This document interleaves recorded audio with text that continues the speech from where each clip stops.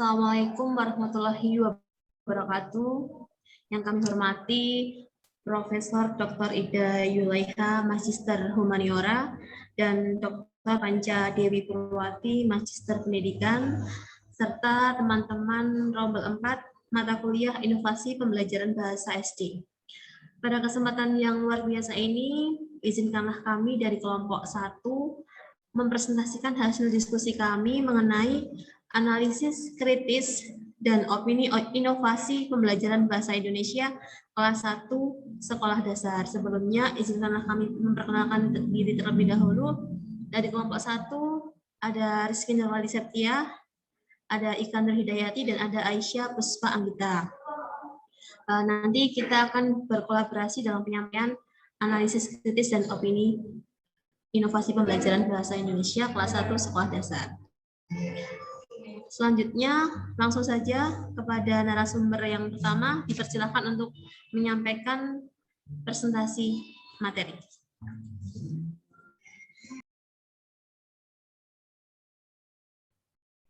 Ya, baik. Terima kasih atas kesempatannya. Materi yang pertama yaitu terkait komponen pembelajaran kelas 1, di mana terdapat beberapa komponen pembelajaran di kelas 1. Di antaranya yang pertama yaitu peserta didik. Peserta didik kelas 1 merupakan peserta didik yang masih memerlukan adanya pengawasan dan perhatian yang lebih dari guru untuk mengenali dan juga mengaktualisasi dirinya sendiri. Kemudian komponen yang kedua yaitu guru. Guru memegang peranan penting dalam proses belajar mengajar dan berpartisipasi penuh dalam penyelenggaraan pendidikan pembelajaran pada kelas 1. Kemudian yang ketiga yaitu tujuan pembelajaran. Dalam Permendiknas RI nomor 52 tahun 2008 tentang standar proses disebutkan bahwa tujuan pembelajaran memberikan petunjuk untuk memilih isi mata pelajaran, menata urutan topik-topik, mengalokasikan waktu, kemudian petunjuk dalam memilih alat-alat bantu pengajaran dan prosedur pengajaran, serta menyediakan ukuran atau standar untuk mengukur prestasi belajar siswa. Yang keempat, kemudian materi atau isi. Materi pembelajaran atau instructional materials merupakan pengetahuan, keterampilan, dan sikap yang harus dikuasai oleh peserta didik dalam rangka memenuhi standar kompetensi yang ditetapkan, sesuai dengan standar kompetensi dan kompetensi dasar yang harus dicapai oleh peserta didik. Artinya, materi yang ditentukan untuk kegiatan pembelajaran hendaknya materi yang benar-benar menunjang tercapainya standar kompetensi dan kompetensi dasar, serta tercapainya indikator pembelajaran. Kemudian komponen yang kelima yaitu metode pembelajaran, di mana di dalam metode pembelajaran ini itu merupakan bagaimana cara guru dalam mengadakan interaksi atau hubungan dengan siswa pada saat berlangsungnya pembelajaran. Nah, salah satu contoh metode pembelajaran yang dapat digunakan dalam kegiatan pembelajaran di kelas 1 yaitu metode fun learning. Kemudian selanjutnya yaitu karakteristik siswa kelas 1. Anak dengan usia 6-7 tahun dianggap sudah matang untuk masuk sekolah. Nah, terdapat beberapa karakteristik. Yang pertama yaitu adanya korelasi positif yang tinggi antara keadaan kesehatan pertumbuhan jasmani dengan prestasi sekolah. Kemudian yang kedua yaitu memiliki kecenderungan memuji dirinya sendiri. Yang ketiga yaitu suka membanding-bandingkan diri dengan anak lain.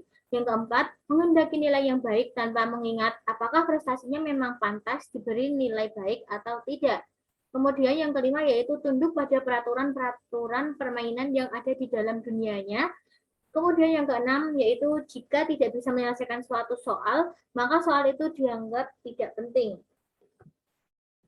Nah, selanjutnya yaitu perkembangan kognitif. Apa sih perkembangan kognitif itu? Perkembangan kognitif itu merupakan suatu kemampuan yang dimiliki oleh individu di mana kemampuan ini berkaitan dengan segala bentuk kegiatan mental atau otak. Dengan kata lain, ketika individu melakukan suatu aktivitas yang menggunakan daya otaknya, maka aktivitas tersebut akan memerlukan kemampuan kognitif. Kemampuan ini berguna untuk mengembangkan kemampuan individu dalam berpikir secara rasional. Contohnya yaitu kegiatan atau aktivitas yang membutuhkan kemampuan kognitif adalah belajar. Kemudian di kelas 1, perkembangan kognitif anak itu berada di tahap operasional konkret, seperti teori perkembangan kognitif yang disampaikan oleh Jean Piaget. Pada level operasional konkret ini, anak-anak secara mental bisa melakukan sesuatu yang sebelumnya hanya mereka bisa lakukan secara fisik, dan mereka dapat membalikkan operasi konkret ini. Yang penting dalam kemampuan tahap ini adalah pengklasifikasian atau membagi sesuatu menjadi sub yang berbeda-beda dan memahami hubungannya. Pada siswa kelas 1 SD di usia 7 hingga 8 tahun, seorang anak akan mengembangkan kemampuan dan mempertahankan ingatan terhadap substansi. Jika kita mengambil tanah liat yang berbentuk bola, kemudian memencetnya jadi pipih atau dipecah-pecah menjadi 10 bola yang lebih kecil, anak-anak pasti tahu bahwa itu semua masih tanah liat yang sama. Bahkan apabila diubah kembali menjadi bola seperti semula, anak-anak tetap tahu bahwa itu adalah tanah liat yang sama. Proses ini disebut sebagai proses keterbalikan.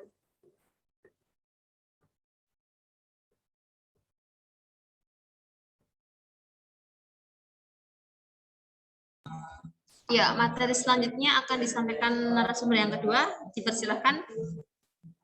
Ya, terima kasih atas waktunya. Materi selanjutnya yaitu pembelajaran bahasa Indonesia di kelas rendah. Yang pertama ada perkembangan bahasa anak. Itu terdapat 3 fase perkembangan bahasa anak. Yang pertama ada fase inaktif, yaitu suatu siswa melakukan suatu tindakan dan pekerjaan. Kemudian ada fase ikonik, yaitu perkembangan hayalan 1-4 tahun. Kemudian ada fase perkembangan pragmatik, yaitu penggunaan bahasa anak.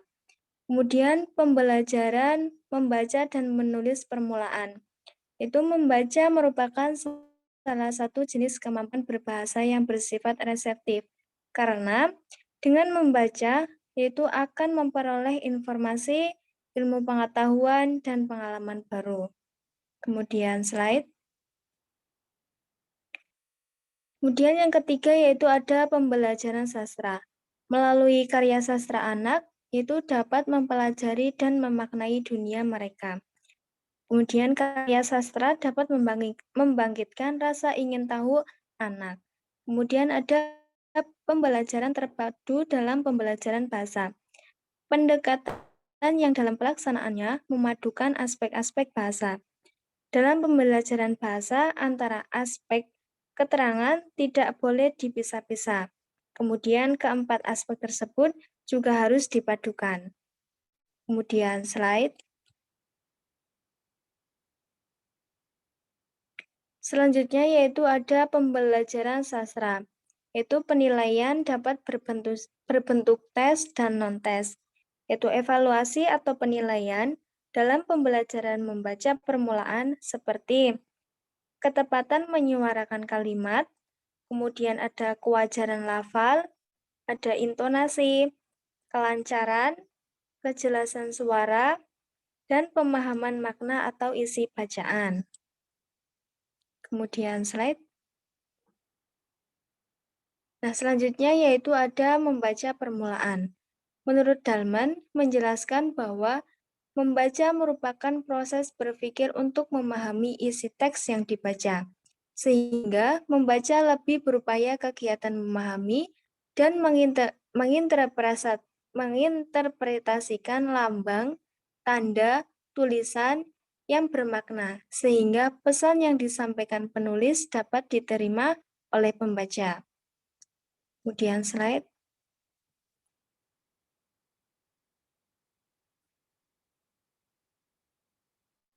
Nah, kemampuan yang dipersyaratkan dalam membaca permulaan menurut Wardani yaitu anak dituntut agar yang pertama dapat membedakan bentuk huruf, yang kedua dapat mengucapkan bunyi huruf dan kata dengan benar. Kemudian yang ketiga yaitu dapat menggerakkan mata dengan cepat dari kiri ke kanan sesuai dengan urutan tulisan yang dibaca. Kemudian yang keempat yaitu ada menyuarakan tulisan yang sedang dibaca dengan benar. Kemudian yang kelima ada mengenal arti-arti tanda baca. Dan yang terakhir yaitu mengatur tinggi rendah suara sesuai dengan bunyi, makna yang diucapkan, serta tanda baca.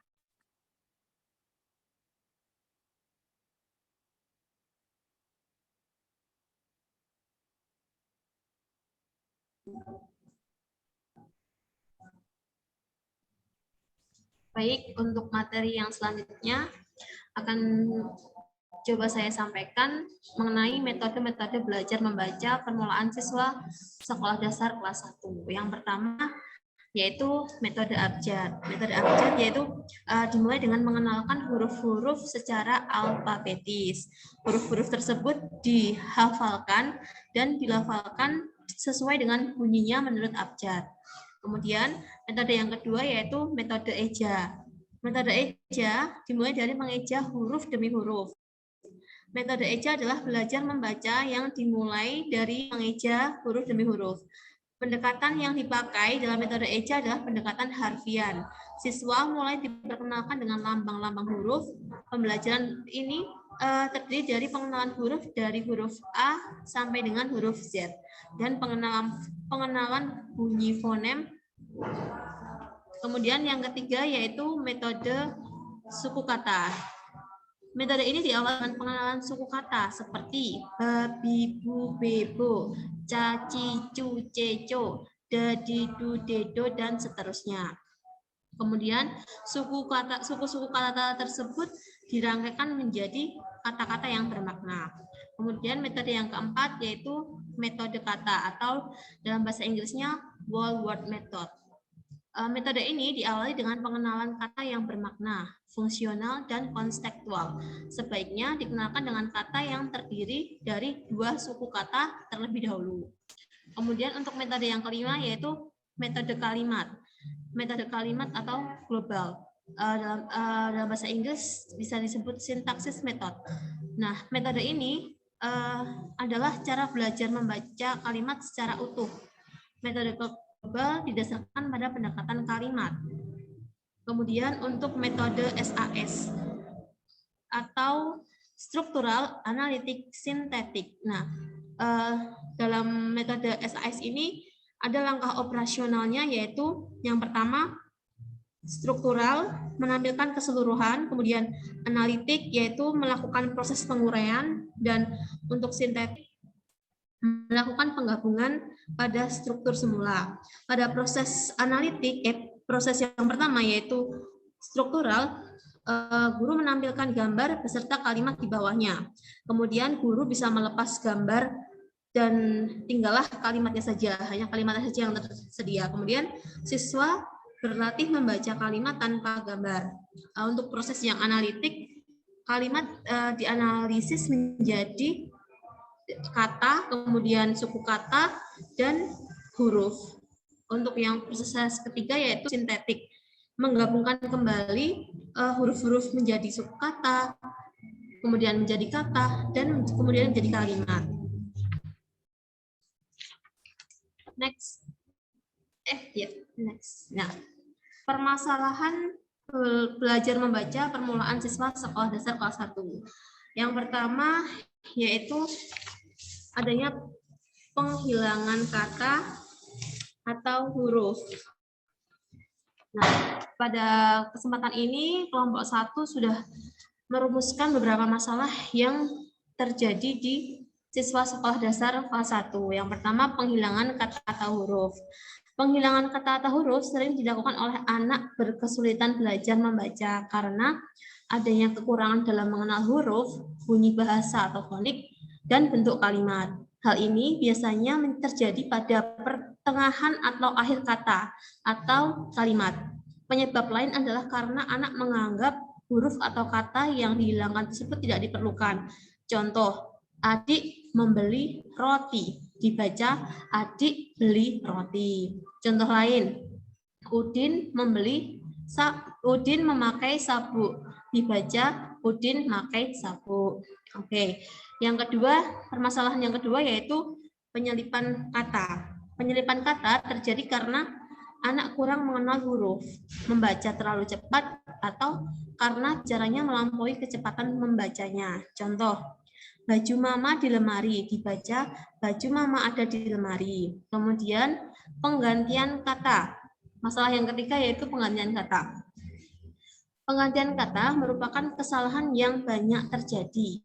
Hal ini dapat terjadi karena anak tidak memahami kata, sehingga menerka-nerka saja. Contoh, tas ayah ada di dalam mobil, dibaca tas bapak di dalam mobil. Nah, kemudian masalah yang keempat yaitu pengucapan kata salah. Pengucapan kata salah terdiri dari 3 macam. Yang pertama, pengucapan kata salah dan makna berbeda. Yang kedua, pengucapan kata salah tetapi makna sama. Dan yang ketiga, pengucapan kata salah dan tidak bermakna. Keadaan semacam ini dapat terjadi karena tidak mengenal huruf sehingga menduga-duga saja, mungkin karena membaca terlalu cepat, perasaan tertekan atau takut kepada guru, atau karena perbedaan dialek anak dengan bahasa Indonesia yang baku. Contoh, pengucapan kata salah dan makna berbeda adalah baju bibi baru, dibaca baju bibi baru. Pengucapan kata salah dan makna sama adalah kakak pergi ke sekolah, dibaca kakak pergi ke sekolah. Kemudian, sedangkan contoh untuk pengucapan kata salah tidak bermakna adalah bapak beli duren, dibaca bapak beli duren. Kemudian yang next, Mbak. Permasalahan yang kelima yaitu pengucapan kata dengan bantuan guru. Pengucapan kata dengan bantuan guru terjadi jika guru ingin membantu anak melafalkan kata-kata. Hal ini terjadi karena sudah ditunggu beberapa menit oleh guru, tetapi anak belum juga melafalkan kata-kata yang diharapkan. Selain itu, karena kekurangan dalam mengenal huruf, anak yang memerlukan bantuan semacam ini biasanya karena takut resiko jika terjadi kesalahan. Anak semacam ini biasanya memiliki kepercayaan yang kurang, terutama pada saat menghadapi tugas membaca. Oke, masalah yang keenam yaitu pengulangan. Pengulangan bisa terjadi pada kata, suku kata, maupun kalimat. Contoh pengulangan yaitu bab, ba, pak, menulis surat. Nah, kemungkinan ini karena kurang mengenal huruf sehingga harus memperlambat membaca, sehingga sambil mengingat-ingat nama huruf tersebut. Terkadang anak sengaja mengulang kalimat untuk lebih memahami arti kalimat tersebut. Oke, yang ketujuh yaitu pembalikan huruf. Pembalikan huruf terjadi karena anak bingung posisi kiri, kanan, atas, bawah. Pembalikan ini terjadi karena terutama pada huruf-huruf yang hampir sama, seperti huruf D dengan huruf B, huruf P dengan huruf Q, atau huruf G dengan huruf, mohon maaf. Untuk hampir sama yaitu huruf D dengan B, P, kemudian P dengan Q, atau M dengan N, atau N atau dengan W. Intinya bentuk hurufnya itu anak sulit membedakan antara yang di depan yang D atau yang di belakang itu yang P. Nah, kemudian yang ke-8 yaitu kurang memperhatikan tanda baca. Jika anak belum paham arti tanda baca, utamanya titik dan koma, mereka akan mengalami kesulitan dalam intonasi. Dalam kesulitan intonasi ini, anak dapat membaca atau menyuarakan semua tulisan, tetapi mendapat kesulitan dalam lagu, membaca, dan intonasi. Kemudian pembetulan sendiri. Pembetulan sendiri dilakukan oleh anak jika ia menyadari adanya kesalahan. Karena kesadaran akan adanya kesalahan, anak lalu mencoba membetulkan dirinya sendiri dengan bacaannya. Next. Nah, dari permasalahan yang sudah kami diskusikan di kelompok 1 mengenai analisis kritis dan inovasi pembelajaran bahasa Indonesia, khususnya di kelas 1, kelompok kami mengusulkan atau mempunyai ide dalam inovasi pembelajaran yaitu dengan metode SAS berbantuan flashcard. Kita ketahui bahwa metode SAS yang memiliki langkah operasional, struktural, analitik, dan sintetik, kemudian berbantuan dengan flashcard.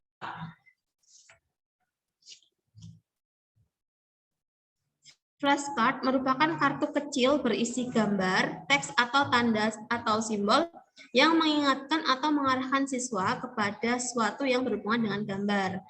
Nah, penggunaan media kartu kalimat ini atau flashcard ini dipilih sebagai salah satu alternatif mengatasi masalah, karena dengan media ini dapat menggunakan pembelajaran itu lebih visualisasi yang sangat membantu siswa dalam membaca kalimat. Contohnya di sini ada contoh flashcard ya. Di situ ada gambar bola dan ada kalimat ini bola saya. Kemudian bagaimana penerapannya dalam metode SAS, bahwa kita ketahui langkah-langkah operasional dan proses dalam metode SAS ada 3, yaitu struktural, analitik, dan sintetik. Yang pertama, kita bisa menampilkan keseluruhan, artinya di situ pertama kita memperlihatkan gambar bola atau flashcardnya itu. Anak-anak coba diperhatikan ini gambar apa. Nah, kemudian anak membaca ini bola saya. Kemudian kita hilangkan atau kita potong hal tersebut. Ini bola saya kami hilangkan dan anak mencoba untuk berlatih membaca kalimat tanpa gambar. Nah, kemudian dalam proses analitik kita menganalisis, dianalisis kalimat, diuraikan dari kalimat, diuraikan menjadi kata ya. Mohon maaf, itu sebenarnya ada satu lagi sebelum suku kata, yaitu yang pertama kalimat utuh, ini bola saya. Kemudian diuraikan ke dalam ke dalam kata, ini bola saya. Kemudian dari kata kita uraikan lagi menjadi suku kata, yaitu ini bola saya. Dari suku kata kita uraikan lagi menjadi huruf, yaitu I, N, I, B, O, L, A, S, A, Y, A. Nah, dari huruf-huruf tersebut kemudian kita gabungan kembali dari huruf ke suku kata. Ini bola saya. Dari suku kata kita gabungkan lagi menjadi kata. Ini bola saya. Dari kata lalu kembali ke kalimat utuh, yaitu ini bola saya. Nah, demikian presentasi dari kelompok kami. Kurang lebihnya kami mohon maaf. Wassalamualaikum warahmatullahi wabarakatuh. Waalaikumsalam warahmatullahi wabarakatuh. Waalaikumsalam warahmatullahi wabarakatuh.